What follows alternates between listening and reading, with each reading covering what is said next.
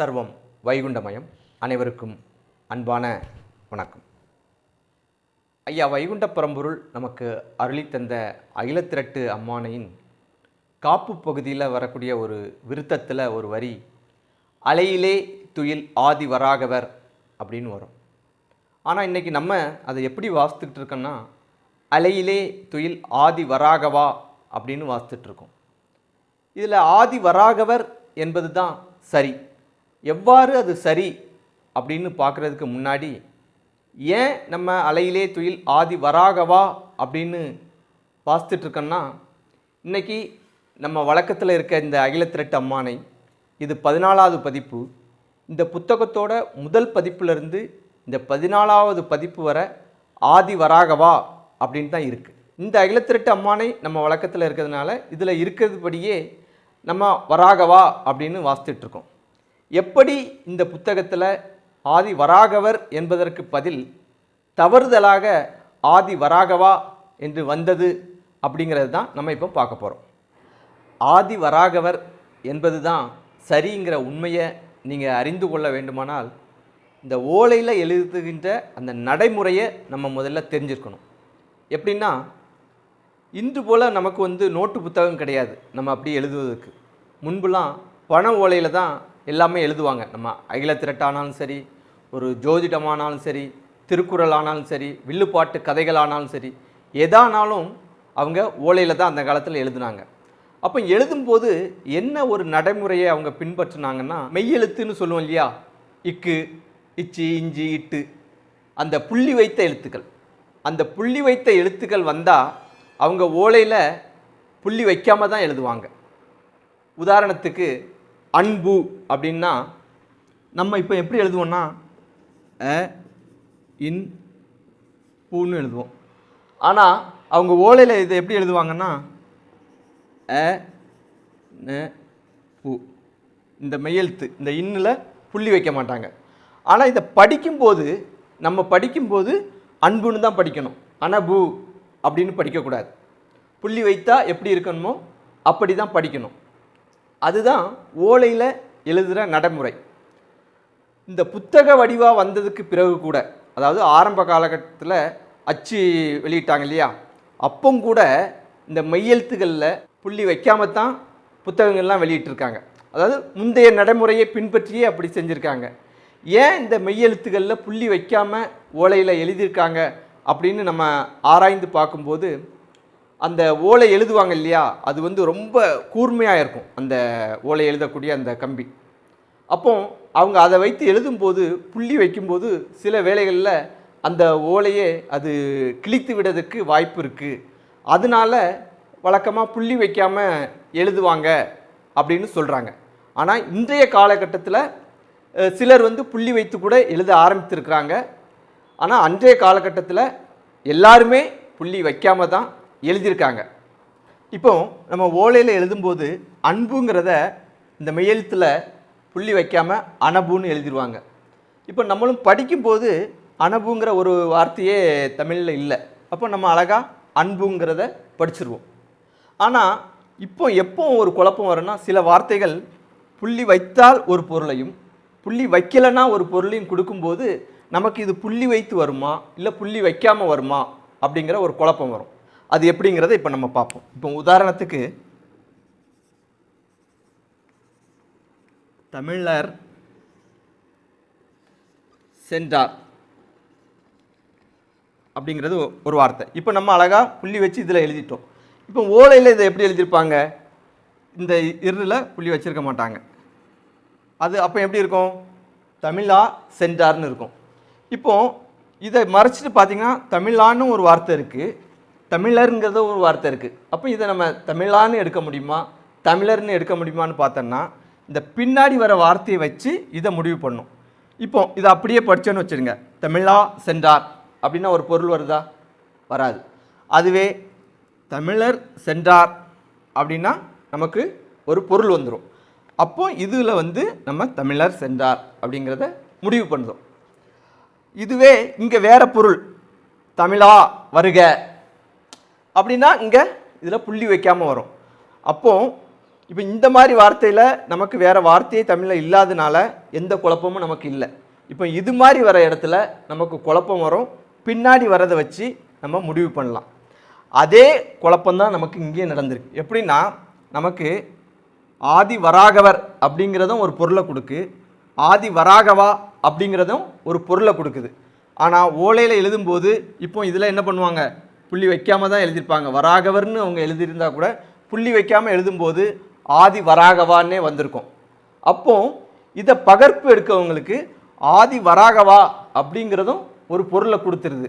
அப்படி தான் இது ஆதி வராகவா அப்படிங்கிறதும் ஒரு பொருளை கொடுத்ததுனால இந்த ஏட்டில் என்ன பண்ணிட்டாங்க, முதல்ல பகற்பெடுத்தவங்க ஆதி வராகவா அப்படிங்கிறதே பகற்பெடுத்து இன்னைக்கு வர அப்படியே தொடர்ந்துட்டு வருது.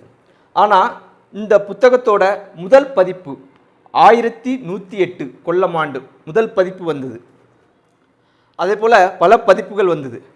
அதில் அந்த பிழைகளெல்லாம் அவங்க சரி பண்ணிகிட்டே வந்தாங்களே தவிர இந்த பிழையும் இன்னொரு இடத்துலையும் இது போல் ஒரு பிழை இருக்குது, அந்த பிழையையும் அவங்க சரி செய்யலை. இன்னொரு இடத்துல இருக்க பிழை என்னென்னா, இந்த பள்ளி உணர்த்தலில் பார்த்தீங்கன்னா வள்ளி மணவாளா அப்படின்னு இருக்கும். எப்படி இருக்கும்னா அதுவும் இதே மாதிரி தான், துணைக்கால் கடைசியில் வரும். வள்ளி மணவாளான்னு இருக்கும். வளர்ச்செந்தூர் பதில் மணவாளா அப்படிங்கிறதும் ஒரு பொருளை கொடுக்கறதுனால அவங்க வள்ளி மணவாளான்னு எடுத்துட்டாங்க. ஆனால் உண்மையில் அது திருச்செந்தூரில் முருகர் இருக்கக்கூடிய ஒரு இடத்த குறிக்கிறது. அதனால் அங்கே எப்படி தான் சரியாக வரணும், வள்ளி மணவாளர் வளர்ச்செந்தூர் பதியில் அப்படிங்கிறதான் வரணும். அந்த பிழையையும் இன்னும் சரி செய்யாமல் இருக்காங்க. ஆனால் இது போல் நிறையா பிழைகள் ஆரம்ப கட்டத்தில் 2ஆம் பதிப்பு 3ஆம் பதிப்புலலாம் வந்தது. அதெல்லாம் அவங்க சரி பண்ணியிருக்காங்க. அப்படி சரி பண்ணதை நம்ம இப்போ பார்ப்போம். ஒரு 3 எடுத்துக்காட்டுக்கு நம்ம பார்க்க போகிறோம். அதாவது அவங்க 1128ஆம் ஆண்டு ஒரு பதிப்பு போட்டாங்க. அந்த பதிப்பில் புள்ளி இல்லாமல் இருந்து இப்போ இந்த 14வது பதிப்பில் அந்த இடத்துல புள்ளி வந்திருக்கு. அது எதுங்கிறத நம்ம இப்போ பார்ப்போம்.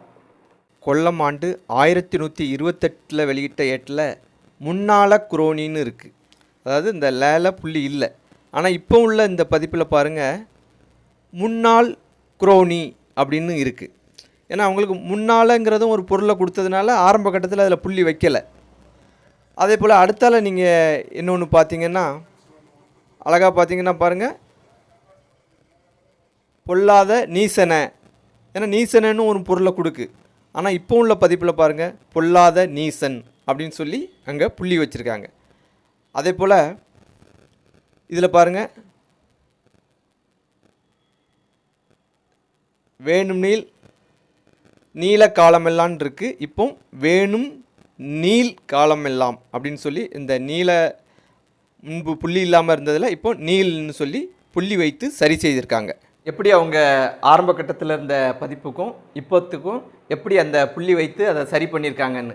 ஏன் அந்த இடங்கள்லாம் சரி பண்ணவங்க இந்த இடத்துல சரி பண்ணலைன்னா, இங்கே இப்படியும் ஒரு பொருளை கொடுத்துருது, ஆதி வராகவா ஆதி வராகவர் இப்படி ரெண்டுமே பொருளை கொடுக்கறதுனால அவங்க என்ன பண்ணிட்டாங்க, இது ஆதி வராகவா என்பதே சரிதான், அதை ஆராயலை, அப்படியே விட்டாங்க.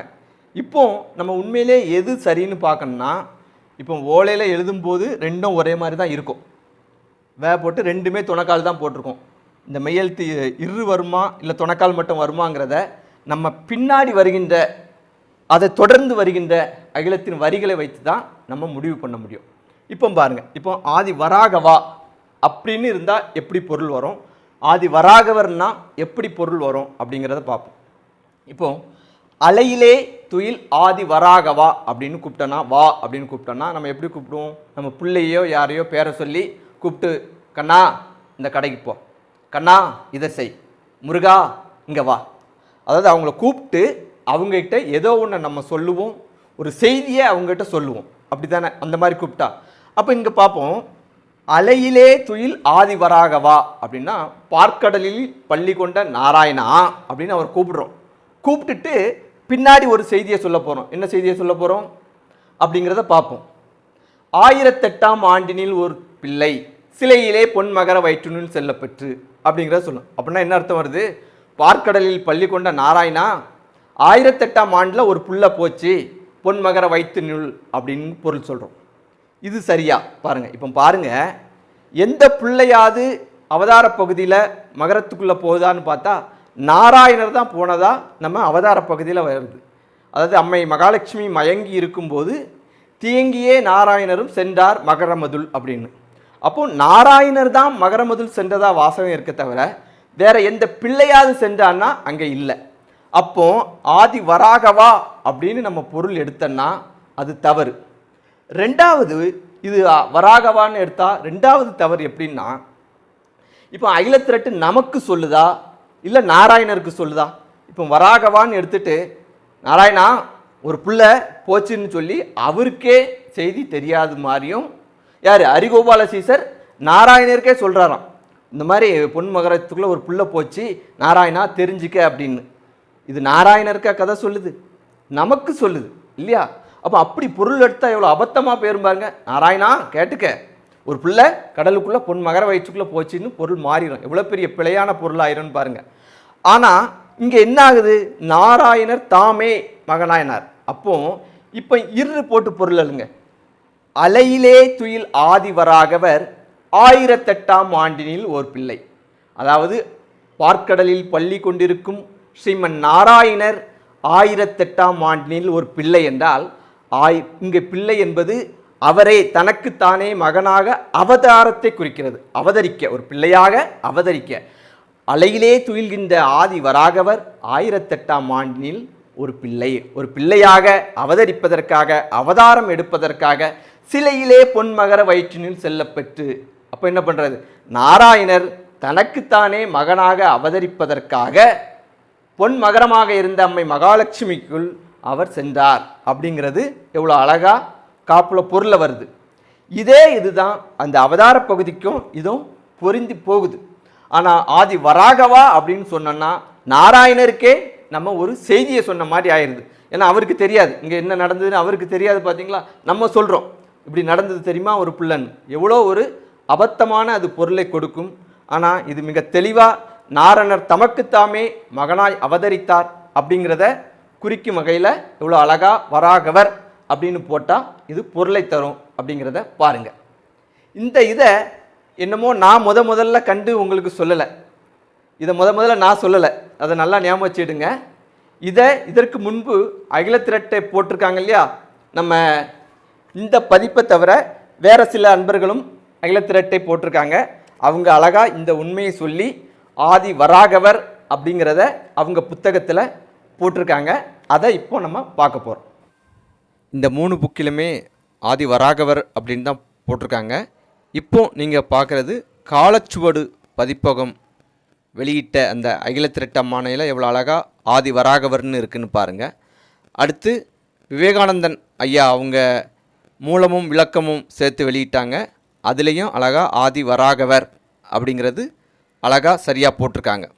அதே போல் ஹரிசுந்தரமணி ஐயா வெளியிட்ட அந்த அகிலத்திரட்டு அம்மானையிலும் அழகாக ஆதி வராகவர் அப்படிங்கிறத சரியாக போட்டிருக்காங்க. அலையிலே துயில் ஆதி வராகவர் என்பது தான் சரியானது என்பதை உங்களுக்கு ஆதாரத்தோடு தெரியப்படுத்தியிருக்கிறேன்.